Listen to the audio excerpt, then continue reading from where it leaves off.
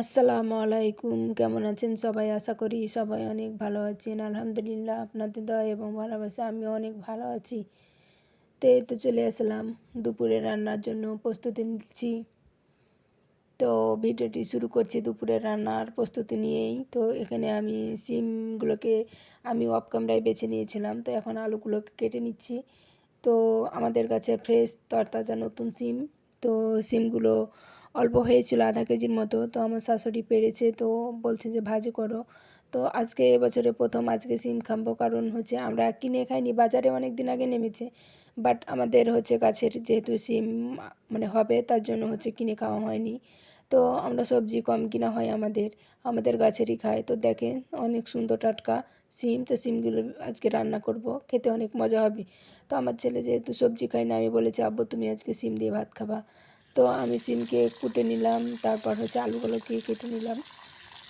তারপরে একটু ভালোভাবে ধুয়ে নিব, ধুয়ে টুয়ে তারপর হচ্ছে আমি চুলার পাড়ে যাব রান্না করার জন্য। তো এখানে আমি ট্যাপে পানি ছেড়েছি, এখানে ধুয়ে নিব ট্যাপের কাছে, তারপর আমি চুলার পাড়ে যাব।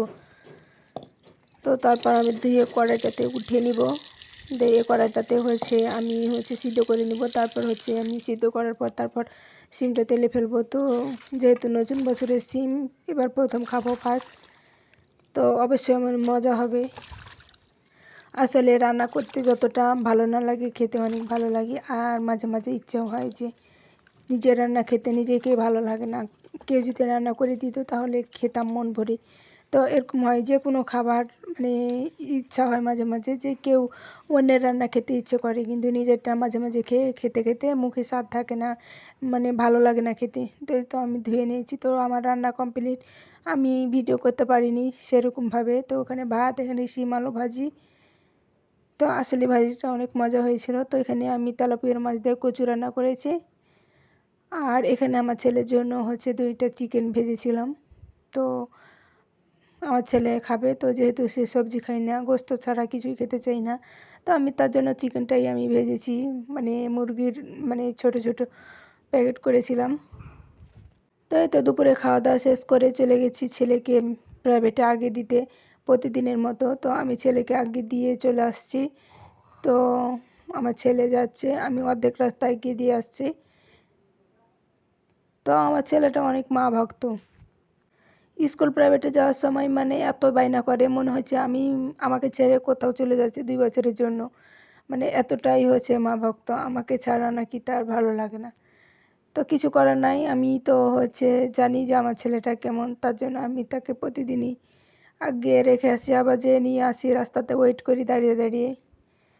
তো আমি দাঁড়িয়ে দেখছি পিছন থেকে ওই যে দৌড়াচ্ছে আমার ছেলেটা, দেখেন এই যে। তো ওই বাগানটা পরেই তার টিচারদের বাড়ি, তো চলে যাবে। তো ওয়েদারটা আজকে অনেকটাই সুন্দর, দেখেন আকাশটা পরিষ্কার। আর যেহেতু এখন বিকাল 4:30 বাজে, নিরিবিলি প্রাকৃতিক, আসলে অনেকটাই দেখে মন ভরে যায়। আর গ্রামের প্রাকৃতির কথা তো মুগ্ধকর পরিবেশ। তো এখানে আমাদের বাড়ির পাশে আমাদের মিলাদ হচ্ছিলো, মানে মাহফিল হচ্ছিলো। তো এখানে আমার ছেলে খাবার কিনে নিয়ে এসেছিলো, তো সে খাচ্ছিল চটপটি, তারপর পপকর্ন, ফুচকা নিয়ে এসেছিলো, বাদাম নিয়ে এসেছিলো। তো আমার ছেলে সবগুলোকে খাচ্ছে। এখানে চটপটি আমি খাবো তার জন্য নিয়েছিলাম।